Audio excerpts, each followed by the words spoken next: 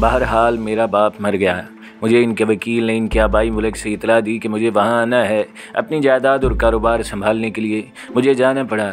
وہاں کچھ ایسے ابل واسیوں سے ملاقات ہوئی جو اس خوف کا شکار تھے کہ وہ دولت جو وہ اپنے تصرف میں لا رہے ہیں اب میرے ہاتھ میں آ جائے گی۔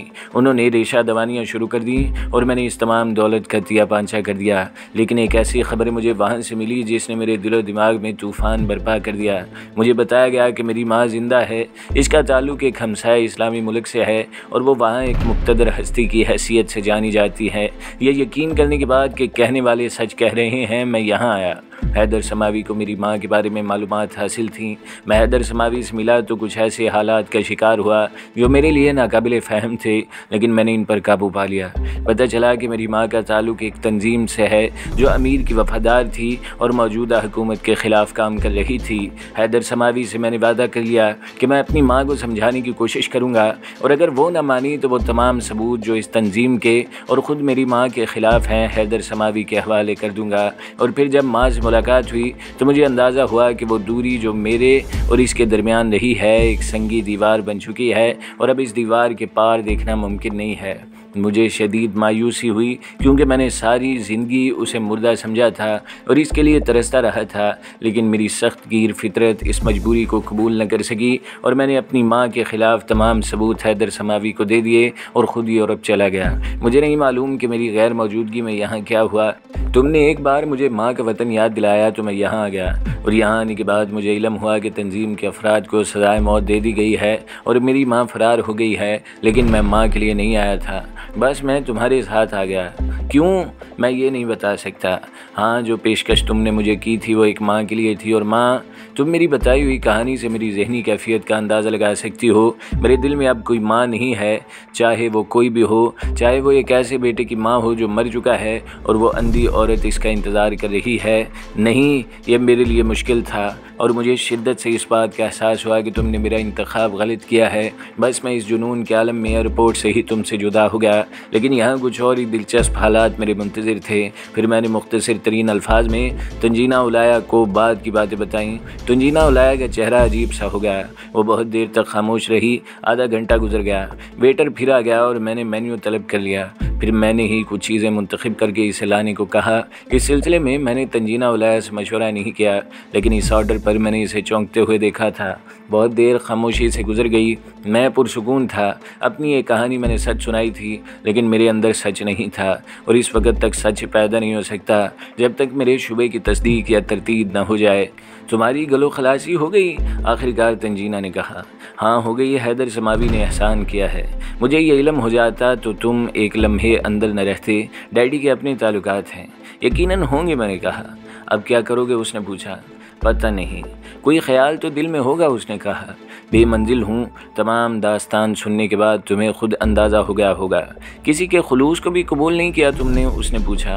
لوگ آئے، ساتھ دیا، چھوڑ گئے، یقین اٹھ گیا۔ سارے لوگ آ چکے؟ کیا مطلب؟ میں نے پوچھا۔ یہ طے کر چکے ہو کہ اب کوئی باقی نہیں رہا؟ تنجینہ کی آنکھوں میں آنسوؤں کی نمی آ گئی۔ بہت تجربے کیے ہیں، میں نے کہا۔ اب کوئی تجربہ نہیں کرو گے؟ تنجینہ بولی اور اس کی آنکھوں سے آنسو بہنے لگے۔ میں نے کوئی جواب نہیں دیا۔ اس وقت ویٹر کھانے کا سامان لے آیا اور میں اسے دیکھنے لگا۔ ویٹر نے کھانا لا کر میز پر سجانا شروع کر دیا۔ تنجینہ نے سر جھکا لیا تاکہ ویٹر اس کے چہرے پر آنسوؤں کی لکیریں نہ دیکھ سکے۔ پھر ویٹر اپنا کام ختم کر کے چلا گیا تو تنجینہ اپنی جگہ سے اٹھ گئی۔ اس نے پلیٹیں میرے سامنے کی اور ایک ڈش اٹھا کر سامنے کرتے ہوئے کہا، یہاں سے شروع کرنا پسند کرو گے؟ حیرت ہے، میں نے کہا۔ کیوں؟ اس نے پوچھا۔ اس لیے کہ میں یہیں سے شروع کرنا چاہتا تھا۔ تب میری بدقسمتی ہر شخص سے بالا تر ہے۔ اس سے تمہاری بدقسمتی کا کیا تعلق ہے؟ میں نے اپنی پسندیدہ چیز پلیٹ میں لیتے ہوئے کہا۔ جب تم ویٹر کو آرڈر دے رہے تھے تو میں حیران ہو رہی تھی کیونکہ تم ڈشز کا انتخاب مجھ پر چھوڑتے تو میں بھی یہی چیزیں منگواتی، اس نے کہا۔ بدقسمتی کا عقدہ یہاں بھی نہیں کھلتا۔ پسند میں اتنی ہم آہنگی اور خیال میں اتنا فاصلہ، اس نے افسردگی سے کہا۔ خیال کا فاصلہ؟ میں نے کہا۔ ہاں، کاش میں تمہارا آخری تجربہ ہوتی، اس نے آہستہ سے کہا، اور میں کھانے میں مصروف ہو گیا۔ اس نے خود بھی اپنا کھانا لے لیا تھا۔ کھانے کے اختتام تک خاموشی رہی جو کافی طویل تھی، پھر ہم کھانے سے فارغ ہو گئے۔ آخری تجربہ؟ میں نے کہا۔ ہاں، وہ آہستہ سے بولی۔ تم میرے لیے کیا کرتی؟ میں نے کہا۔ نفسیات پڑھی ہے، محسوسات شدید ہو جاتے ہیں اور شدت تجربے چاہتی ہے۔ بے شک، میں نے کہا۔ عورت کو پڑھا، جانتے ہو عورت کا دوسرا نام کیا ہے؟ نہیں، میں نے کہا۔ مامتا، اس نے کہا اور میری تیوریاں چڑھ گئیں۔ بکواس، میں نے کہا۔ ہرگز نہیں، تم نے ایک فرسودہ مقولے پر تجربہ کیا ہے۔ مطلب، میں نے کہا، دیگ کا ایک چاول۔ تم کیا کہتی ہو؟ میں نے کہا۔ ایک ماں تجربے کی آخری منزل نہیں ہوتی، ہر انسان کی ایک ہی ماں ہوتی ہے، میں نے کہا۔ غلط، اس نے کہا۔ خوب، میں طنزیہ انداز میں مسکرا دیا تھا۔ ہاں، تمہارا خیال غلط ہے۔ تم کیا کہنا چاہتی ہو؟ میں نے کہا۔ کسی ایک چیز پر انحصار نہیں کیا جانا چاہیے، وہ ماں ہوتی ہے۔ یقین نہ آئے تو روحانہ سنجانی کو دیکھ لو، وہ بیوی ہوتی ہے، اپنے شوہر کی ہر امانت کی رازدار۔ بستر پر وہ اسے حیات کی ساری لذتیں دے دینا چاہتی ہے، اس کے بعد وہ اس کو سارے جہاں کی خوشیاں دینے کی خواہشمند ہوتی ہے۔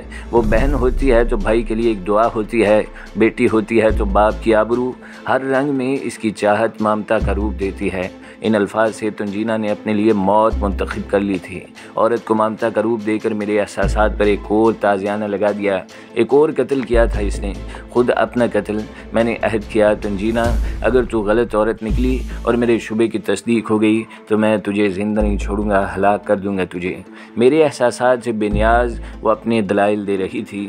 تمہارے دلائل پرزور ہے، لیکن میرے زخموں کی تعداد اتنی ہے کہ کوئی جگہ خالی نہیں بچی، میں نے کہا۔ مرد ہو، پوری زندگی پڑی ہے اور زخم کھاؤ، ورنہ کیا کرو گے زندگی میں؟ بتاؤ کیا کروں، میں نے کہا، اور اس کے بدن میں لرزش پیدا ہو گئی۔ عجیب سی کیفیت ہو گئی تھی اس کی۔ ایک بار پھر اس کی آنکھوں میں آنسو چھلک آئے۔ وہ مشکل تمام اس نے کہا، مجھے یہ مقام دو گے؟ کسی اور کی تلاش کروں؟ آخری تجربے کے لیے تم کہہ رہی ہو میں اس قابل ہوں، اس نے کہا۔ تنجینا، ناقابل فہم باتیں کر رہی ہوں، میں نے کہا، لیکن میں جو کرنا چاہتی ہوں کر رہی ہوں۔ اتنا نہ کہو کہ میں اس جوش کے عالم میں نکل جاؤں۔ مجھے بتاؤ کہ اس تجربے کا آغاز کہاں سے کروں، میں نے کہا۔ پہلے ماں کا تجربہ کرو، اس کے بعد میں تمہیں دوسرے کرداروں سے روشناس کراؤں گی۔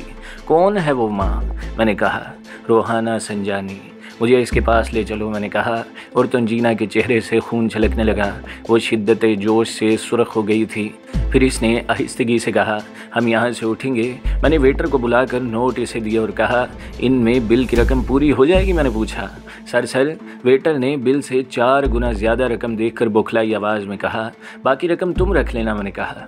باہر نکل کر تنجینا نے کہا، میں تمہیں اپنے گھر نہیں لے جاؤں گی، تمہارے جتنے چہرہ شناس کم ہوں اتنا ہی اچھا ہے۔ حیدر سماوی کو ذہن سے نکال دو، یہ تمہارا آخری تجربہ ہے بس۔ مجھ سے کچھ نہ کہو، میں نے کہا۔ ہم ہوٹل آ گئے۔ وہاں پہنچ کر ایک بار پھر تنجینا نے مجھ سے تصدیق کی کہ کیا وہ سب کچھ کرنے کو تیار ہوں جو اس نے کہا ہے۔ میں نے سرد لہجے میں کہا، میرا ایک بار کہہ دینے کا مطلب وہی ہوتا ہے، میں نے کہا۔ مجھے تھوڑا سا وقت درکار ہوگا، جیسا تم مناسب سمجھو۔ تنہائی میں میں نے اپنے اس فیصلے کے بارے میں سوچا۔ تجربہ، زندگی کا ایک اور تجربہ، اور پھر اس تجربے سے وہ لمحات وابستہ تھے جو میں نے پولیس کی تحویل میں گزارے، جہاں میری تحقیر ہوئی۔ میں اس تحقیر کو بھول نہیں سکتا تھا۔ اگر حیدر سماوی اس کا ذمہ دار ہوتا تو شاید اب تک میں اسے قتل کر کے اس ملک سے نکل چکا ہوتا، اور اب مجھے اس کی تلاش تھی جس نے یہ عمل کیا تھا۔ ممکن ہے وہ سب کچھ نہ ہو جو میں سوچ رہا ہوں، لیکن نہ صحیح، ایک تجربہ ہی صحیح، مجھے کیا کرنا ہے میں فیصلہ کر چکا تھا۔ تیسرے دن تنجینا نے مسکرا کر کہا، میں نے ٹکٹ حاصل کر لیے ہیں، دیگر انتظامات بھی ہو گئے ہیں۔ ٹکٹ؟ میں نے کہا۔ ہاں، ہم ٹرین سے سفر کریں گے۔ کہاں؟ میں نے کہا۔ غرقند، اس نے کہا۔ کیوں؟ میں نے کہا۔ روحانہ وہیں رہتی ہے، تم نے پہلے نہیں بتایا تھا۔ کیا تم نے اس کا موقع دیا؟ وہ مسکرا کر بولی اور میں خاموش ہو گیا۔ ہم بہت محتاط رہیں گے، میں غرقند تک تمہارے ساتھ چلوں گی، لیکن وہاں مجھے تم سے جدا ہونا پڑے گا، باقی سب کچھ تم کرو گے۔ میں راستے میں تمہیں مزید بریف کروں گی۔ کب چل رہے ہیں؟ میں نے کہا۔ رات کو، اس نے کہا۔ رات کو ہم ریلوے اسٹیشن سے غرقند کے لیے روانہ ہو گئے، اور اب وہ مخصوص اسلامی ملک کے لباس میں نقاب کیے ہوئے ایک شریف زادی کے طور پر سفر کر رہی تھی۔ رات بھر کا سفر تھا، جگمگاتا ہوا شہر ہمارا استقبال کر رہا تھا۔ پھر کچھ دیر بعد اس کی روشنیوں نے دم توڑ دیا۔ قرون نے ہلکی سی سسکی لی، لیکن وہ کوہ راز نے مدھم سی روشنی کو لمحوں میں نگل لیا تھا۔ ہم کار میں سفر کر سکتے تھے، لیکن کچھ احتیاطی اقدامات ضروری تھے۔ ہاں، میں نے سرسری طور پر کہا۔ میرے پاس ایک البم ہے جسے میں نے ترتیب دیا ہے، اس نے کہا، اور ایک چھوٹا سا البم نکال لیا۔ کلام سنجانی، حاکف سنجانی کا باپ، جو اب دنیا میں نہیں ہے۔ ہاں، یہ روحانہ سنجانی ہے، دیکھ چکا ہوں، میں نے کہا۔ اور یہ حافظ سنجانی، اس نے کہا، اور میں نے اس تصویر پر نظریں گاڑ دیں، پھر کہا، دوسرے اہل خانہ ہیں لیکن قابل ذکر نہیں۔ حافظ سنجانی کا شعبہ کیا تھا؟ میں نے کہا، یورپ میں۔ ہاں، اس نے کہا۔ کچھ اور یادگار جن کے بارے میں سوال کیا جا سکتا ہے؟ نہیں، کیونکہ وہ عالم ہوش میں باہر نہیں گیا تھا، کوئی اس کی صورت بھی نہیں پہچانتا۔ تاریخ بہت جلد اپنے آپ کو دہرا رہی ہے۔ کیسی نفسیات دان ہو، انسان ساری زندگی کہانیاں بھول سکتا ہے، اپنی کہانیاں نہیں۔ مصلحت، اس نے کہا۔ وہ الگ بات ہے، میں نے کہا۔ یہ چیزیں خاص طور سے سنبھال کر رکھو۔ تنجینہ نے ایک بریف کیس مجھے دے کر کہا، اس میں کیا ہے؟ کچھ ایسی چیزیں جو تحفے کے طور پر حافظ سنجانی کو بھجوائی گئی تھیں۔ تنجینہ نے کہا، پھر وہ ان کی تاریخ بتانے لگی۔ میں وہ زبان نہیں جانتا جو حافظ سنجانی کی زبان ہے، میں نے کہا۔ تمہیں جاننی بھی نہیں چاہیے۔ کیوں؟ میں نے کہا۔ کیونکہ اس زبان سے بہت پہلے تمہارا رابطہ ٹوٹ چکا ہے، تنجینہ نے کہا، اور میں مسکرا دیا تھا۔ تمام پہلو مضبوط ہیں، وہ مسکرا کر بولی۔ روحانہ کی مالی حیثیت کیا ہے؟ میں نے کہا۔ بہت شاندار، وہ تانبے کی کاروباری ہے، اور یہ کاروبار بہت شاندار ہے۔ تانبا غیر ممالک میں بھیجا جاتا ہے۔ یہ کاروبار کون سنبھالتا ہے؟ میں نے کہا۔ منتخب کارکن جو طویل عرصے سے روحانہ کے وفادار کارکنوں کی حیثیت رکھتے ہیں، ان کے کاروبار بہت اطمینان بخش ہیں، اور کہیں دوسرے علاقوں میں زبردست زمینیں بھی ہیں، اور ان پر شاندار کاشت ہوتی ہے۔ یہ الفاظ ادا کرتے ہوئے تنجینہ علیہ کے چہرے پر عجیب سی چمک پیدا ہو گئی، اور میں اس چمک کو گہری نگاہوں سے دیکھتا رہا۔ بہرحال رات بھر کا سفر ختم ہوا، اور اس کے بعد صبح کو ہم غرقند پہنچ گئے۔ یہ کافی بڑا شہر تھا۔ کوہ ارمغان سے نکلتی ہوئی ندیاں جنوبی وادیوں کو سیراب کرتی ہیں، جہاں زمین بے حد زرخیز ہے۔ مشرق کے اکثر شہروں کی مانند غرقند کا حال اس شہر کے شاندار ماضی سے کوئی مناسبت نہیں رکھتا۔ اکثر تاریخی عمارات قدرتی آفتوں اور زمانے کی تباہ کاریوں کا شکار ہو چکی ہیں۔ نیلی مسجد کی شکستہ اینٹیں اس بات کا پتہ دیتی ہیں کہ صدیوں پہلے یہ عمارت اسلامی فن کا ایک عظیم شاہکار ہوگی۔ کسی زمانے میں غرقند مغل بادشاہوں کا پایا تخت تھا۔ کسی خان کے درخواست پر جب خان اعظم نے ایک مغل شہزادی کو مارکو پولو کی حفاظت میں روانہ کیا تو وہ اسے یہاں لے آیا تھا، لیکن خان اس دوران موت کی وادیوں میں جا چھپا تھا، اور یہ شہزادی اس کے بیٹے کے پلے باندھ دی گئی۔ مارکو پولو نے اس سلسلے میں تمام تفصیلات لکھی تھیں، اور یہ سفر نامہ میری نگاہوں سے گزر چکا ہے۔ بہرحال یہ ایک حسین و جمیل شہر تھا، جسے کاروباری زندگی میں بھی ایک حیثیت حاصل تھی۔ کنحباب، ریشم اور اطلس کا کاروبار یہاں بھی عروج پر تھا۔ شہر کے بازار میں دنیا کے کئی ملکوں کے سامان بھرے ہوئے تھے۔ اس کے علاوہ جنوبی وادیوں میں قیمتی پتھروں کا کاروبار بھی ہوتا تھا۔ غرقند کی اپنی ایک حیثیت تھی، اور یہاں آنے کے بعد ایک ہوٹل میں قیام کر کے تنجینہ علیہ نے خاصی خوش ذوقی کا ثبوت دیا۔ ہمیں اپنا کام تو سر انجام دینا ہی تھا، لیکن اس کے ساتھ تنجینہ کی خواہش تھی کہ میں اس شہر سے واقف ہو جاؤں، اور پھر ذرا سا انداز بدل دینے سے صورتحال پسند کے مطابق ہو گئی۔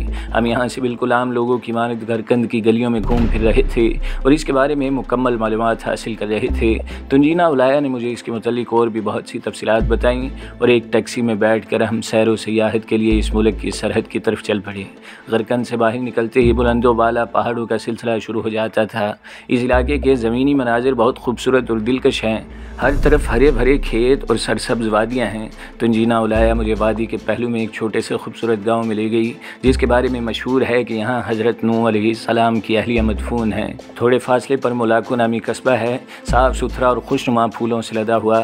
صاف شفاف ندی جو کھلی برف سے بنی ہوئی ہے، اور پھر مولاکو کا ناقابل تسخیر قلعہ جس نے تیموری افواج کا منہ پھیر دیا۔ انہی پہاڑیوں اور وادیوں میں زرتشت نے تبلیغ کی، اور اس کے افکار بھی میرے علم میں تھے۔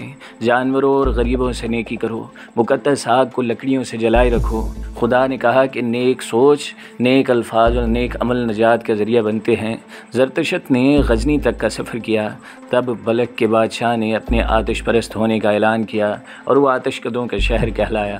مولاکو سے یہ روایات نمایاں ہوتی ہیں، اور یہاں مجھے ایک عجیب سی کیفیت کا احساس ہوا تھا۔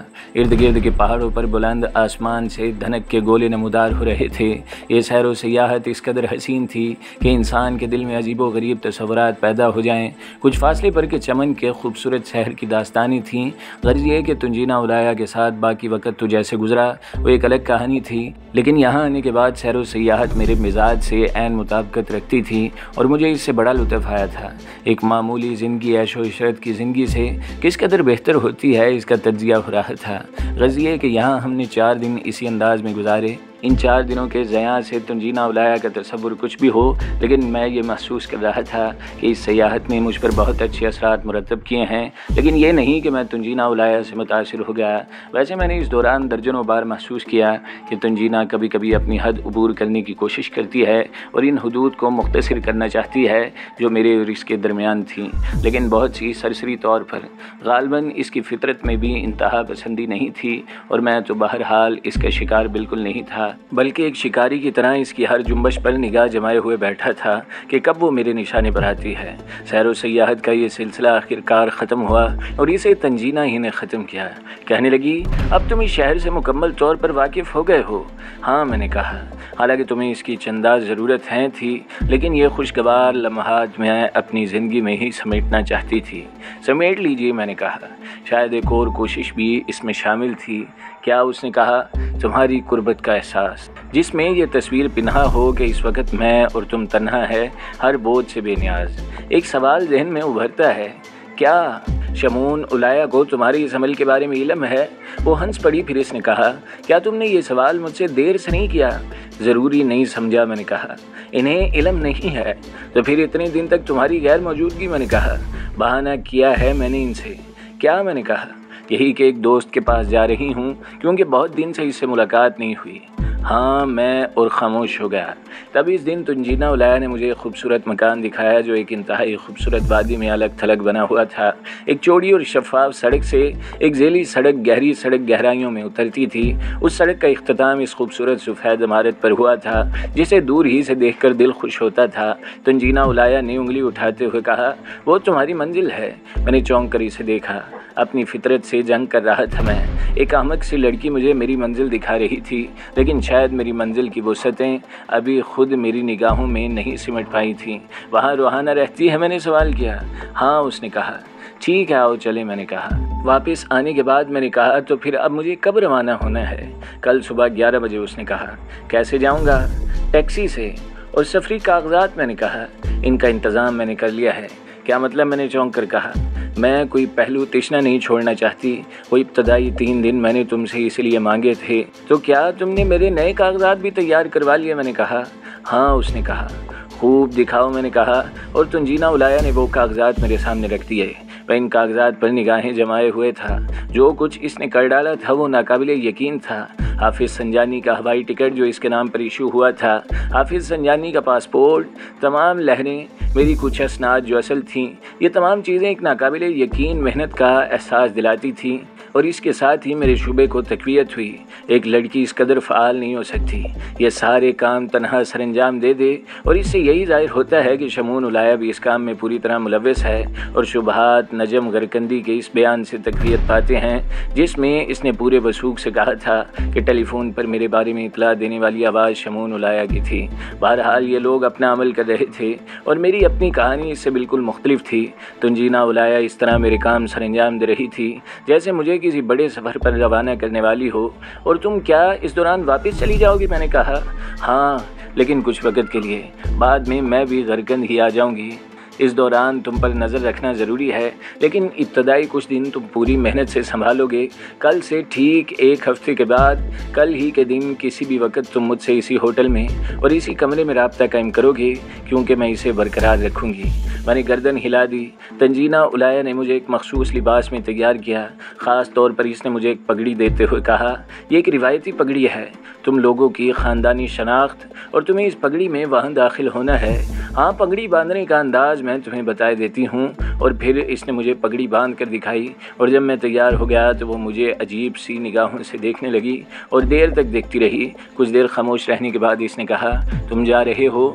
گویا سب بہت مشکل ہے احمد اسدی، لیکن یہ ایک حقیقت ہے کہ تم اس مشکل پر قابو پالو گے۔ جوں جوں وقت قریب آتا جا رہا تھا، شاید تم سے زیادہ میں اس سلسلے میں اپنے حوصلے کھوتی جا رہی تھی۔ پھر میں نے خاموشی اختیار کیے رکھی۔ پھر کلائی میں بندی گھڑی میں اس نے دیکھ کر کہا، اب تمہیں روانہ ہونا چاہیے۔ بعد میں اس نے نیچے آ کر مجھے ٹیکسی میں بٹھایا تھا اور میرا مختصر سامان ٹیکسی میں رکھ دیا تھا۔ ٹیکسی ڈرائیور کو پتہ بتانے کے بعد میں اطمینان سے پچھلی نشست پر پشت لگا کر بیٹھ گیا۔ میرے اندر مکمل اعتماد تھا، اس میں کوئی شک نہیں تھا کہ جال سازی اور فریب کے اس سفر پر روانگی میرے لیے اجنبی چیز تھی۔ اس سے پہلے کبھی میں نے ایسا نہیں کیا تھا، لیکن خوف نام کی کوئی چیز اس میں شامل نہیں تھی، کیونکہ میں خود ذہنی طور پر اس فریب کے لیے تیار نہیں تھا، اور میں نے فیصلہ کر لیا تھا کہ اس فریب کا پردہ کسی اور ذریعے سے چاک ہونے سے پہلے اس شریف عورت کو اپنی اصلیت بتا دوں گا۔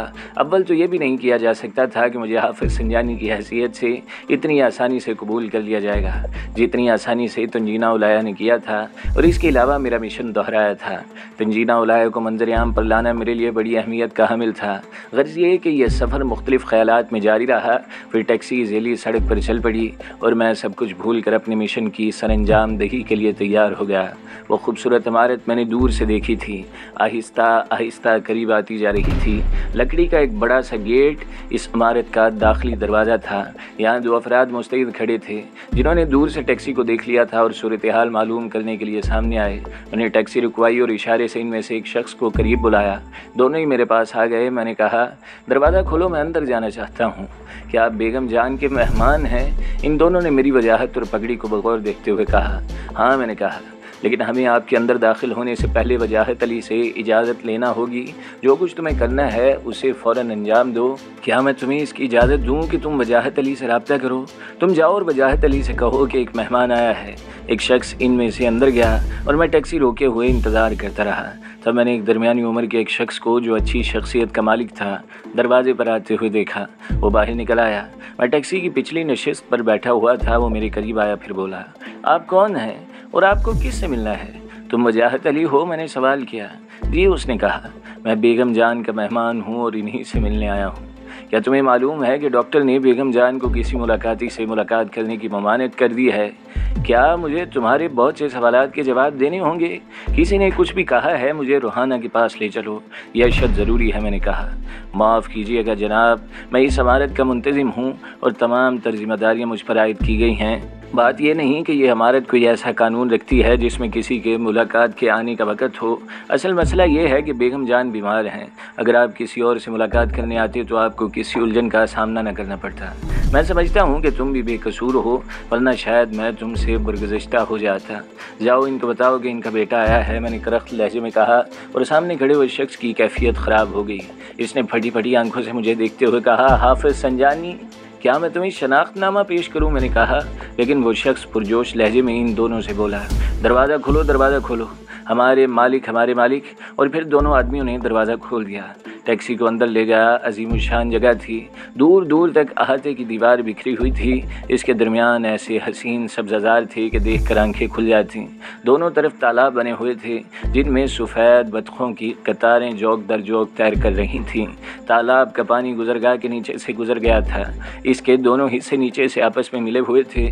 انتہائی خوشنما عمارت تھی۔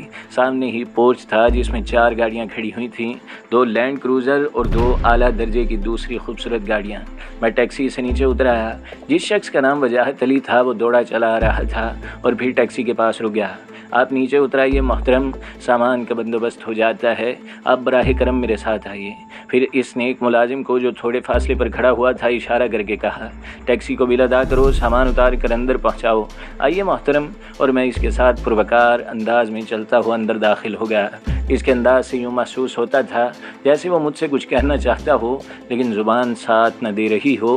ایک بڑے سے ہال نما ڈرائنگ روم میں آ کر اس نے مؤدبانہ انداز میں کہا، آپ کی آمد کی توقع تو تھی، آپ کے پچھلے کچھ خطوط اس بات کا اظہار کرتے تھے کہ آپ کسی بھی وقت تشریف لے آئیں گے، لیکن ہمیں وقت کا علم نہیں تھا، اس لیے یہ کوتاہی ہوئی اور نہ ہی آپ نے اس کا تعین کیا۔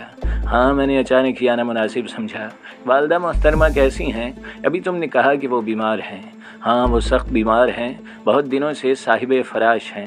مجھے اطلاع کیوں نہیں دی گئی؟ میں نے کہا، منع فرمایا تھا انہوں نے اور تم نے مان لیا؟ میں نے کہا، حکم کی تعمیل ضروری تھی۔ کہاں ہیں وہ؟ میں نے کہا، میں ایک اجازت چاہتا ہوں آپ سے۔ ہاں کہو، اس نے کہا۔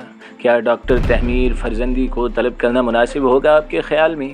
کیوں؟ میں نے کہا، آپ خود بھی سمجھتے ہو کہ بیگم جان آپ کے لیے کس قدر مزدب ہیں۔ آپ خود بھی سمجھ سکتے ہیں کہ ایک ماں اچانک ہی اپنے بیٹے کو قریب سے دیکھ کر کس کیفیت کا شکار ہو سکتی ہے۔ میری رائے ہے محترم کہ ڈاکٹر تحمیر فرزندی اسے سنبھال لیں گے۔ گویا مجھے انتظار کرنا ہوگا، میں نے کہا۔ مصلحتاً انہوں نے کہا، کتنی دیر میں آ سکتا ہے ڈاکٹر فرزندی؟ کچھ وقت لگ جائے گا، آپ اجازت دیجیے گا۔ بلا لو، میں نے کہا، میں ابھی انتظام کرتا ہوں، آپ یہاں تشریف رکھیے۔ میں صوفے پر بیٹھ گیا تو وہ سامنے رکھے ہوئے ٹیلی فون کی جانب بڑھ گیا۔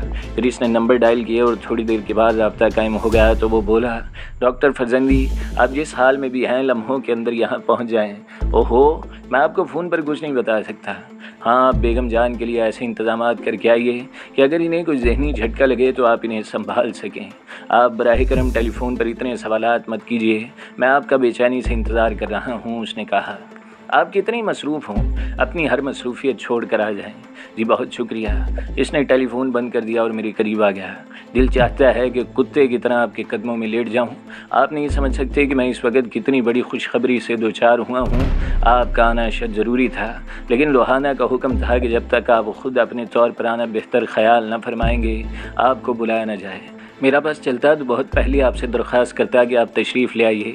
بیگم جان چراغ سحری ہیں، اس چراغ کے بجھنے سے پہلے آپ اس کی روشنی سنبھال لیجیے۔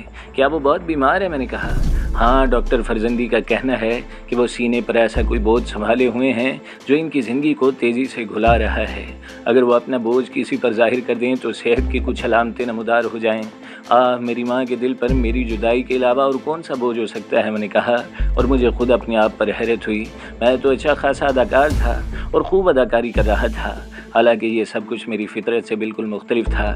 وجاہت علی کہنے لگا، آج اس گھر میں ایک نئی تاریخ کا آغاز ہو رہا ہے۔ یہ آغاز بہت سو کے لیے موضوع بنا رہا ہے اور اس کے بارے میں نہ جانے کیا کیا تصورات قائم کیے گئے تھے، لیکن یہ اس طرح لمحوں میں ہو جائے گا، کسی نے اس بارے میں سوچا بھی نہیں تھا۔ میرا قصور نہیں ہے محترم، مجھ پہ سختی سے یہ حکم دیا گیا کہ آپ کو بیگم جان کی بیماری کے بارے میں خبر نہ دوں، اور اس میں سبھی شامل تھے۔ حالانکہ میں نے بحث بھی کی تھی، میں نے کہا تھا کہ اب حالات اس قدر مشکل نہیں ہیں اور محترم کی آمد کسی ایسے مسئلے کا باعث نہیں بنے گی جو مشکل ہو، لیکن بھلا حکم حاکم سے منحرف کون کر سکتا ہے؟ ویسے محترم، آپ نے بڑا انوکھا قدم اٹھایا، اور کیا اب مستقل وطن واپس آ گئے ہیں؟ اس نے کہا۔ ہاں، میں نے جواب دیا۔ کتنی بڑی خوش قسمتی ہے اور کتنا بڑا مقام ہے ان حالات اور ان لمحات کے لیے۔ واقعی کوئی سوچ بھی نہیں سکتا کہ خوش بختی اس طرح گھر میں داخل ہو جائے گی۔ اگر آپ اپنی آمد کی خبر دے دیتے تو نہ جانے کیا کیا ہوتا۔ حالانکہ بیگم جان بجھ چکی ہیں اور اس بیماری نے تو انہیں بالکل ہی نڈھال کر دیا ہے۔ بیگم جان پر کیا بیتی یہ الگ کہانی ہے، میں اپنی بات کر رہا ہوں۔ ہر آغاز کا انجام ہوتا ہے۔ میرا آغاز کہاں سے ہوا تھا اور میری زندگی اب کون سے دور میں سفر کر رہی تھی؟ حادثات نے میری زندگی کے دھارے بدل دیے، آنکھیں گئیں، وقت نے سب سے بڑا دیدہ ور بنا دیا۔